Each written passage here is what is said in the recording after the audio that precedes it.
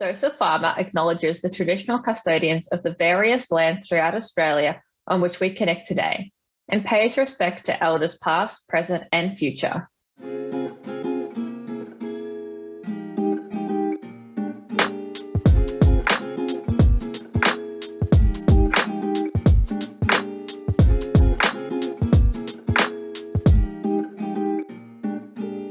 Okay, so hello and welcome to another live episode of Dose of Pharma.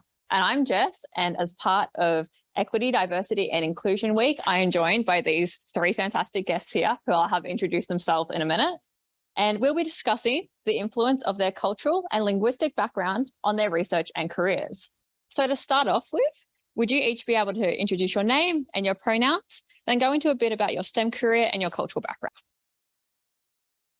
Hello, everyone. I'm Ruwangi Fernando. I am a data scientist, AI specialist. I did my PhD at Victoria University, which looked at how special events affects road congestion. So if you're heading for a footy game or, Justin Bieber is here or any of that, the exceptional traffic conditions that as residents or, visitors who is going along to the event, how we can better manage the situation because these are exceptional situations, but these are planned events, we know they are happening, they're not accidents. So how we can better manage the system using the past data and then learning from the current, and that was my PhD research area. But that was a particular project that I did, but my expertise goes along the way of machine learning and AI. Yes, and my pronouns are she and her, yes. That's awesome. Would you also be able to explain a bit about your cultural background? Yeah, sure. So I'm from Sri Lanka. It's a lovely little paradise, size of the Tasmania for y'all to be kind of relating it to. We do have, it's a very diverse country having multiple religions and nationalities. Of course, we have gone through a civil war, but that's very political type. Like generally people who are living in Sri Lanka is very peaceful. Currently, we are going through another issue, but apart from that, we have like around 22 million people, but in that small country. And then if you go across any country, any significant organization, there is a Sri Lankan. So we are a history of 2000 years, goes back. There is so much history if you go there to have a look. There is the eighth wonder of the world is there, which is Sigiriya. So it's a lovely paradise, highly talented, highly potential people lives there, and it's been represented across the world. Yes, that's a snapshot of my country. Yes. Okay, yeah, so hi everyone, my name is Bob Wong. I'm a professor and Australian Research Council Future Fellow based in the School of Biological Sciences at Monash Uni.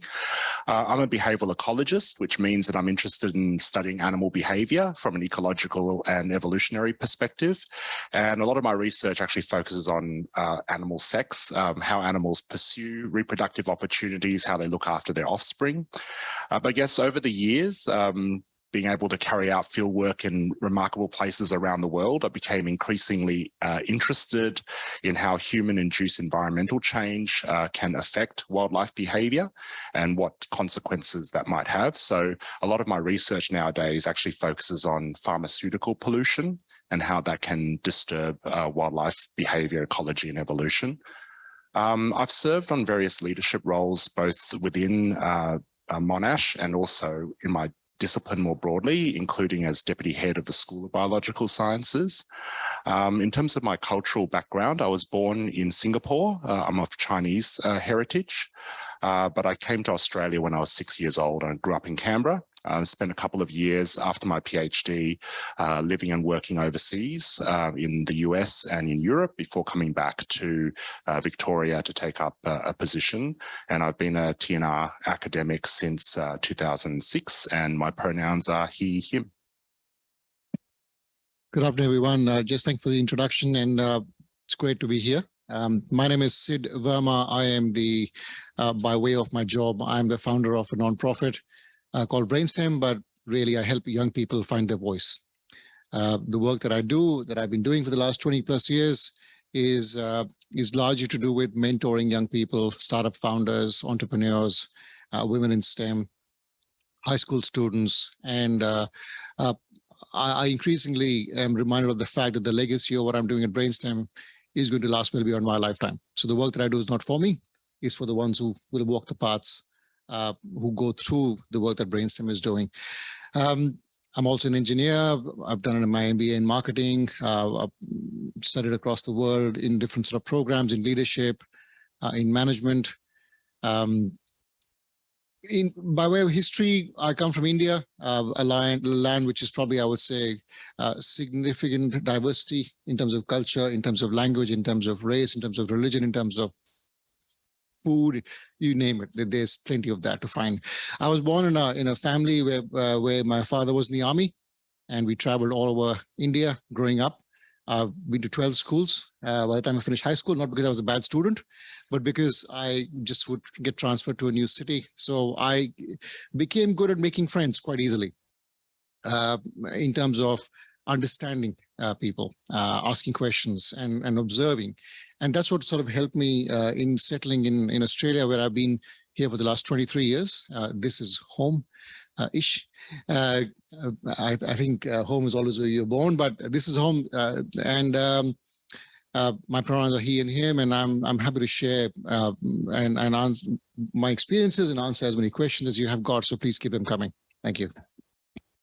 Yeah, fascinating. So how has each of yours cultural background and your experience with all these different cultures through traveling and meeting different people, how has that influenced where you've ended up today, particularly your work?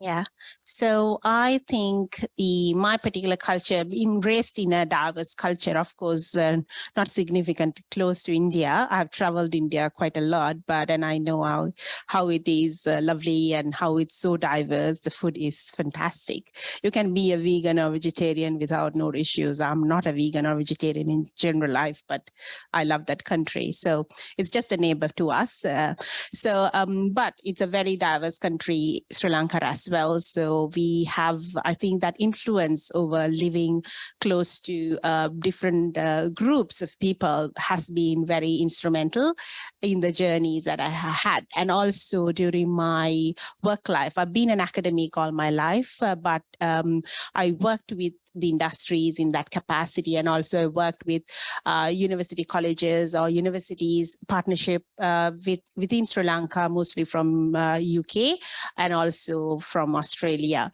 So in that time, the cultures of experience that I was able to experience from those representatives and all of that, and then being an academic, you get to kind of work with people across the world. So those opportunities, I think it's always a new perspective, what a new culture brings. A lived experience from someone else brings you different perspective to what you do and how you should look at things. So culture has been always that sort of upbringing, but particularly from Sri Lanka, because of the heritage that we had and the things that we have done, our natural sciences and many things, our ancient people has been so knowledgeable, and that really brings a lot of questions, and that curiosity, I think, would have come down to me in some sort of a way.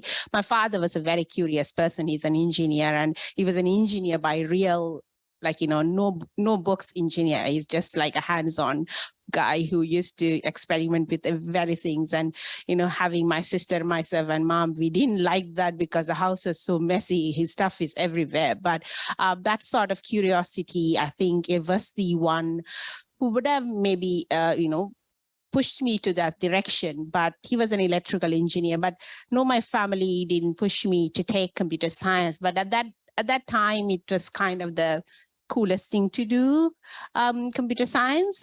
So that's, I think, that I did. But if I ever had all of the options available, Sri Lanka is a third world country, so it's not like Australia. So you don't have all options for you. But if I had those, I would have taken a choice of being a fashion designer. I don't know why, but I love that, not for me personally, fashion, but that sort of a thing. But I think because of the colors and all of that, it's been very influential, in Sri Lanka, what I experienced with the, we have sometimes some festivals where you celebrate the same festival in a Tamil or a Hindu style, and also the Sri Lankan style. And also I'm a Roman Catholic, but all the Buddhist festivals and everything, we used to kind of participate. The learnings and everything that you do with those, making those lanterns, to so many things. There are learnings that you get from your culture. So I think culture has been influensive. This can be relatable to each and every one of you because, culture has taken a significant role in our journeys. That's what I believe. Yes. For me, I think appreciation of cultural background only really developed as I matured in my career. Sort of thinking back, I guess the one time where cultural background was an advantage when I was a student was when one of my tutors in first year biology pulled me aside. She just finished marking my report and she said, look, there were lots and lots of grammatical errors, but because you're an international student, I wasn't. She had made the assumption. She didn't mark me down for those grammatical errors. So that was the first time I sort of realized, oh, okay, maybe being of a a Caucasian culture, the assumptions that came with that worked in my advantage on that occasion. But I think it's only really later on that I began to appreciate that the cultural background is an asset. And I think growing up, I didn't quite appreciate that because, coming to Australia at the age of 6, I often found cultural clashes between my cultural heritage as someone of Asian heritage, and then also Western cultural values. Sometimes they did come into conflict. But I think as I matured in my career, I began to really appreciate that these things are assets, being able to speak multiple languages, already being very comfortable in a very culturally diverse setting, traveling the world, you're interacting with colleagues and collaborators from right around the world, doing field work in remote areas where English is not the first language of the people that are living there. I think all of those experiences, including shared experiences growing up, being in a different cultural environment, can all come to play in a really positive way to advance and help your career. I think cultural diversity equals resilience. I want all of you to understand that. I mean, we could talk all day about culture, right? But I think what's important to understand is that when an individual has diversity of culture, and whether it's language or religion or nation or whatever it might be, you have gone through years in your life with multiple experiences, and having dealt with those and understood those conversations, that inherently builds and makes you a more resilient person. So that's an advantage. The other thing I think is also important to recognize is that when we start talking about culture in a different environment, growing up in a different country, I'm assuming, to coming to a whole new place, there's a sense of absorbing someone else's culture and then hoping to be understood of your own culture by other people. And that's for the fighters. How much of what I'm doing or behaving is understood by other people. We could also go into a whole new conversation about questioning our own culture as to why we do things we do because our mom and dad said we should be doing it, without asking why we should be doing it. Different conversation. But I think there's a range of values, and in many ways, cultural diversity is a superpower to have that a lot of people don't. Yeah, you each touched upon it a bit. But how is diversity in general contributing to innovation in STEM as a whole and furthering research? So diversity, just like before we start cultural, diversity is one of the biggest factors for innovation, because it's the lived experience of different ways of thinking. Because, STEM has got it wrong in many circumstances. To go back a little further, the seat belts. Seat belts are never made for women.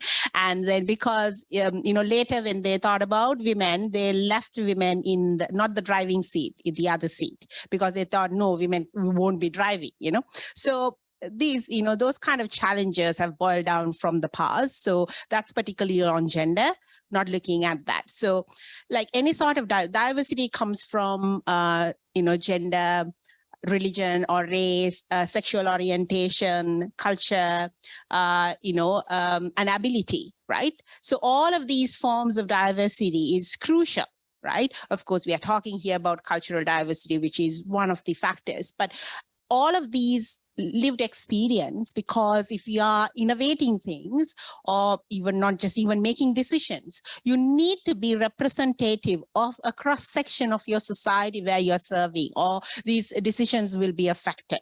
So that's very, very important. That's crucial to have.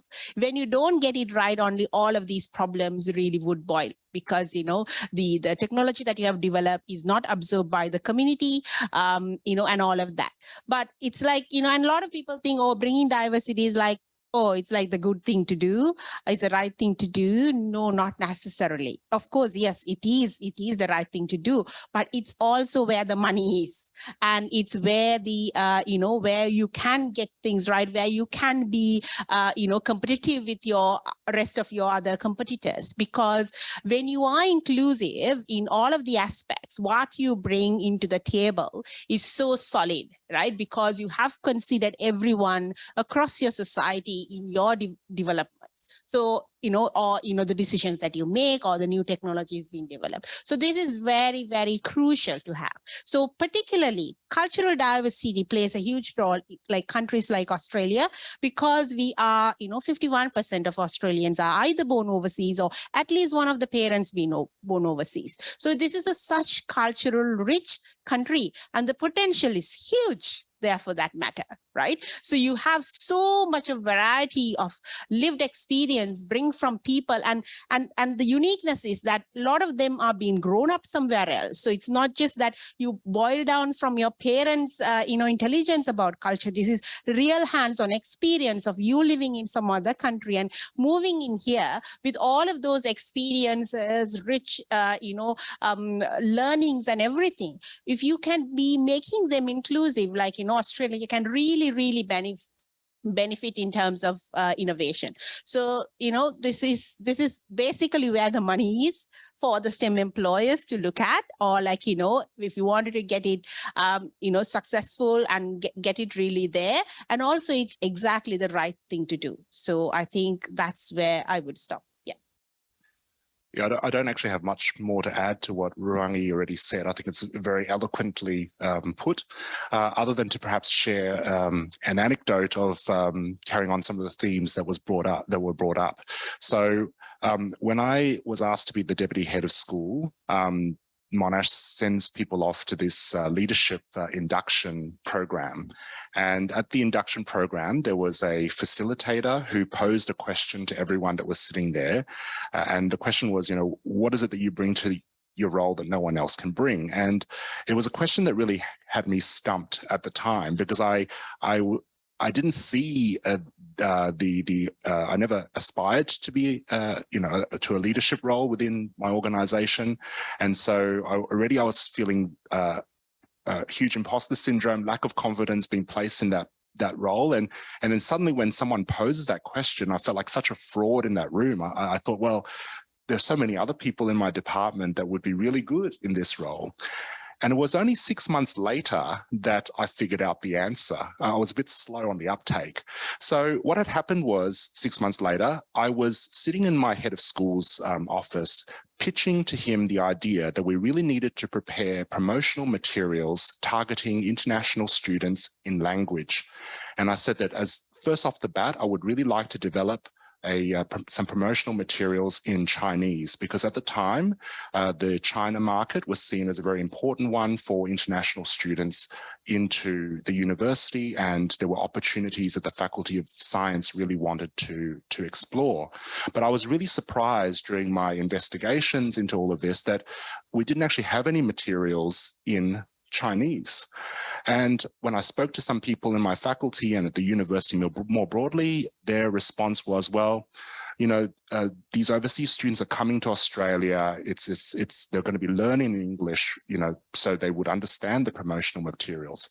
But that wasn't my lived experience. As someone who was first in family, my mum was born in Singapore also, and those who know Singapore would know that English is an official language there.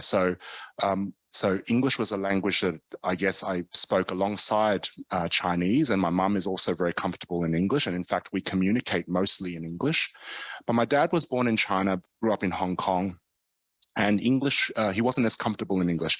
And because my Chinese was, I developed my Chinese from just conversation with family, I actually didn't know how to say to my dad why I wanted to do science. I didn't know what the word for science was in Chinese. I didn't know what the word for biology was in Chinese. I couldn't articulate as well as I could in English to my mum why I wanted to do science or pursue science as a career to my dad. So my lived experience didn't sit very comfortably with what I was being told. And so I pitched this idea. I came through and I developed these videos, both in Chinese and in English. I helped with the script. I recruited a science student from China who was able to narrate both the English and the Chinese version, and to be able to understand that some statements in English wouldn't translate so well in Chinese, so we had to tweak some of those statements. And it was then that I realized, oh, that's what the facilitator was talking about. She was telling us to bring all of our lived experiences into that job. And we're talking about innovation. No one else in my school could have come up with that idea. So when that facilitator was asking about what is it that you bring to the role that no one else can bring, it finally dawned on me that she was talking about. And of course, one really important facet for that for me is my cultural background. Yeah, I mean, look, diversity is an interesting topic, and you can't talk about diversity without inclusion, right? Diversity is a fact. Inclusion is a choice. Many organizations are now actively making that choice and making their teams, their workforce, their organizations more inclusive because they recognize the existence of diversity. And if you, when you go about your careers and your lived experience, your work life, if you find places where diversity is not being recognized and inclusive enough, walk away or say something. That's the first thing. Second thing is, have you ever taken part in a brainstorming session? Hands up, show of hands. Have you done brainstorming, ideation sessions? You have. Have you tried to come up with ideas by yourself? And how many ideas do you come up with? As compared to when you sit in a group and do brainstorming and you get 10x times those ideas. Why? Because when there's more contributions of ideas from different people and we are thinking, there's more wealth in the conversation and what comes out of it. That's what diversity is. So when you have people from different backgrounds coming together to solve problems, humans are consummate problem solvers, right? We are inherently it's in our DNA to solve problems. When you have a bunch of people from different backgrounds come together and solve problems, we will solve problems better. So I think from our point, from nothing, right? Absolutely.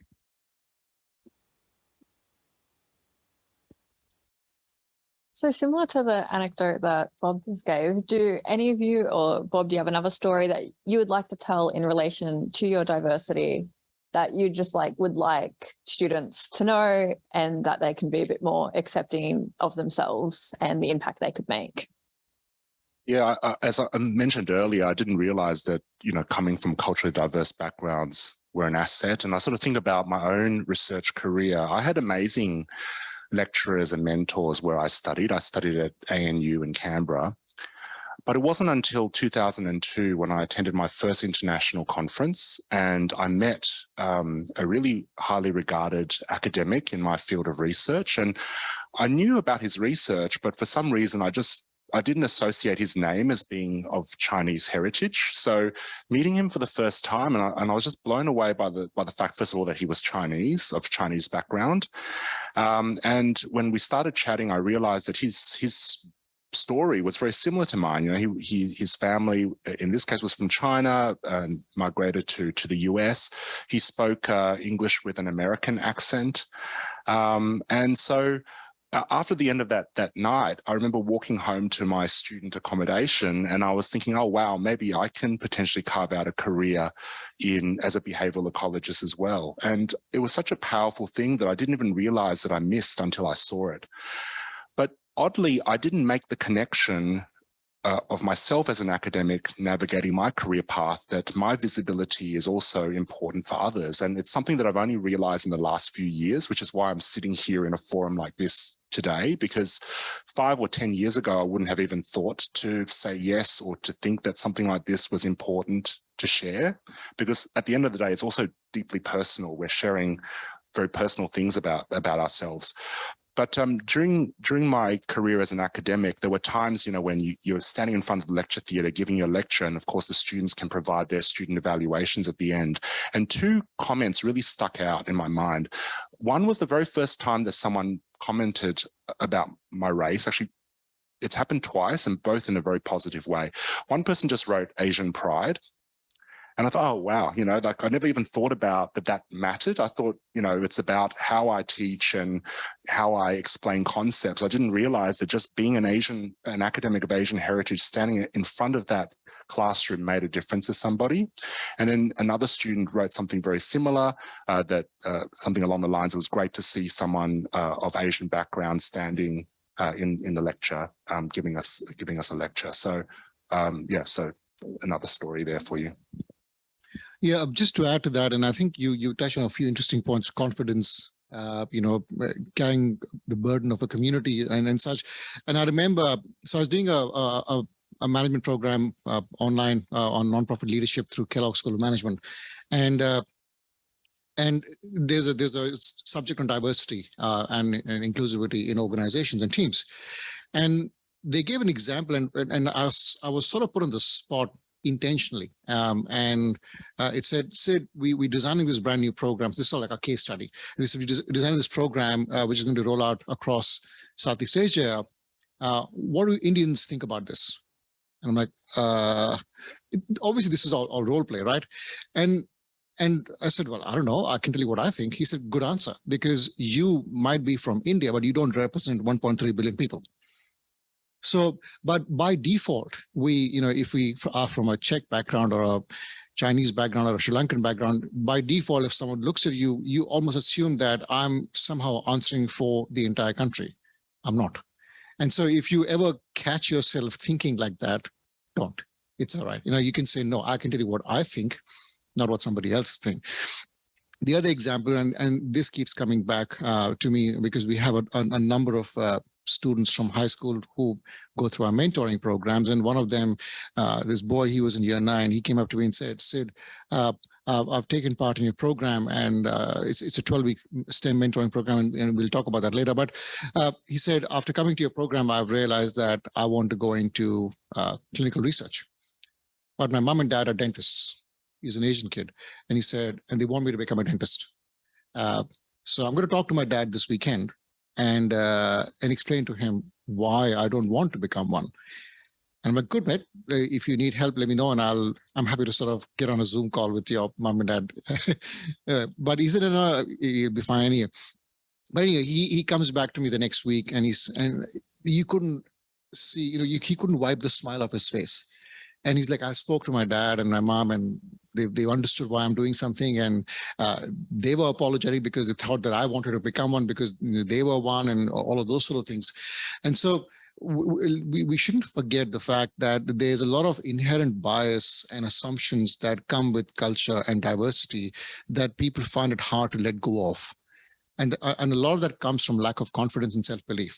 And the other thing I want to finish off with very quickly is that you spoke about vulnerability. And I think there's so much strength in being vulnerable. You might not get the answers and the responses you want when you're vulnerable for the very first time or the first few times, but it gets better. So, over time, build your vulnerability quotient and become a stronger person, and you will discover a whole new of yourself, which you never knew existed before. Right. I would like to add to that a bit more, and especially also make a turnaround in my introduction, just to introduce that I'm also the founder for STEM Sister and also the co-founder of iSTEM Co. So these two organizations, like STEM Sister has been founded since 2017, where I was started my PhD journey, and iSTEM is much more recent in 2022. So through both these organizations, what we do is we empower STEM women of color. The reason is when, like I talked about the diversity categories and all of that. So when these diversity categories get into combination, we call it intersectionality. And that can be really challenging, right? Because you not just identify being a woman, but you identify with maybe with a disability, or, you identify with a sexual orientation, or with a different culture or a race, or all of that. So you have more than two. It's even challenging. So this particular aspect is something that not considered in most of the circumstances. Not all women, of course, we think about getting the gender right. I do understand that, because it's like the majority men and female, men and women, and that's 50-50. But what intersectionality plays within a woman is, and especially like countries like Australia, with so much of culturally diverse population, is tremendous. So actually, we haven't had much attention on this regard. So that's what STEM Sisters started, because there was a significant problem in terms of within the community of STEM, particularly, because I'm just narrowing down to the area of STEM, not looking at this from a woman's perspective. So because the challenges, like I always say this, all women go through a glass ceiling, no question about it. But what we face, anyone with an intersectionality, what we face is a concrete ceiling or a bamboo ceiling. You talk about providing tools, the government, other, responsible organization, providing tools to break a glass. Can you use the same tool to break a concrete or a bamboo ceiling? You can't. The tool has to be different, right? So if you haven't thought about that, the support by, spending millions or billions of dollars is simply not applicable for that portion of the community. Now, looking back, what's that portion of the community? So until 2020, there were no statistics to look around how much this diversity exists. What these women really represent. I know, STEM women is a problem across the world. Not just in Australia, but Australia are also suffering, which around 29% is represented by women, and like certain areas like construction, engineering, the numbers are really, really poor. So we talked about why we need to get those numbers up because of the innovation and all of that profit coming across. But when you look at that women section who is already there, 56% of Australian STEM university qualified females are born overseas. So you can see the majority of university qualified women are there from culturally diverse backgrounds, right? So that's a very large portion, like basically the majority over here, right? And then we face 4 times higher unemployment compared to women born in Australia. In 2006, we were in much better place. We were like having 5% unemployment. By 2016, which is the latest statistics that we have, is 14.1.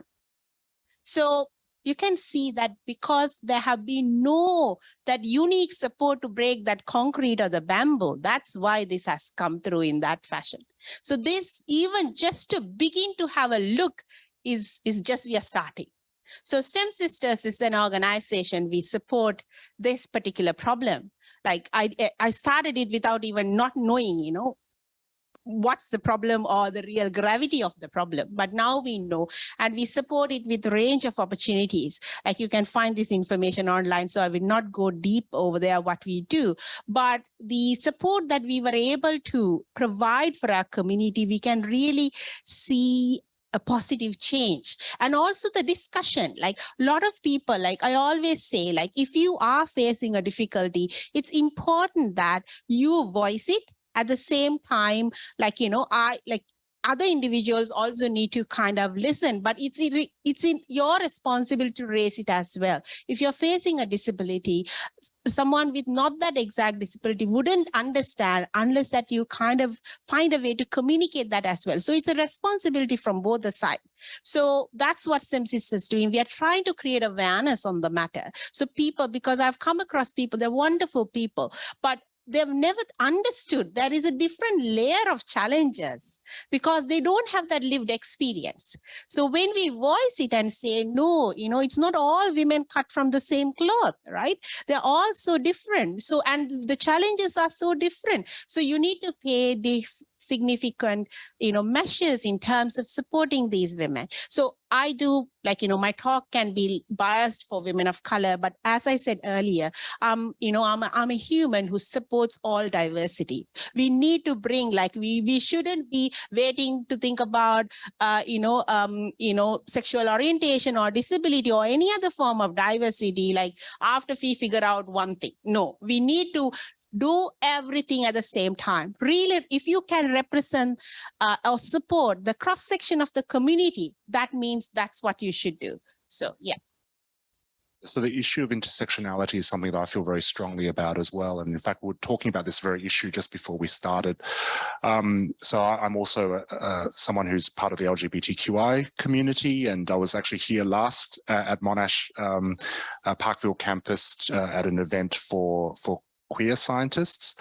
And of course, those issues were compartmentalized, but I did make the point then as well that these aspects of intersectionality are really, really important. And we were discussing before the start of this panel discussion that I once spoke to a very senior member of my faculty about the issue of how can we get better gender equity in our academic staff. And I did raise the issue of culture as well and issues of intersectionality, because there has been research carried out published by the Asia Institute not far from here at Melbourne University on the experiences of Asian academics in Australian tertiary institutions. And it revealed, perhaps unsurprisingly, that although people of Asian heritage have perceived barriers, women of Asian heritage have higher levels of perceived barriers than men of Asian heritage. And so I was recounting this bit of, data that I just learned about to this individual. And they said, well, women do make up 50% of humanity and we have to start from somewhere. And I just thought that was a really inadequate response, because people of color make up the majority of humanity. And we're smart people. We can multitask. We can deal with multiple issues at the same time. So I think compartmentalizing things or not being able to deal with issues of intersectionality is a real shame, because it really misses a huge part of the story. Yeah. Oh, wow. That brings a lot to think about. So to wrap it up today, so looking into the future, what are your hopes for cultural diversity in STEM? I'm a very positive person, and I see the positive in things. I address the challenges because we need to move forward. That's simply always what we look at for. So even STEM Sisters, we talked about the difficult conversations because we need to get the attention of the right people who makes those policies or who allocate the funding to all of that. So we really need to make those difficult conversations. But for Australia, what I can see, as I said, we are really, really potentially having a great set of talent over here.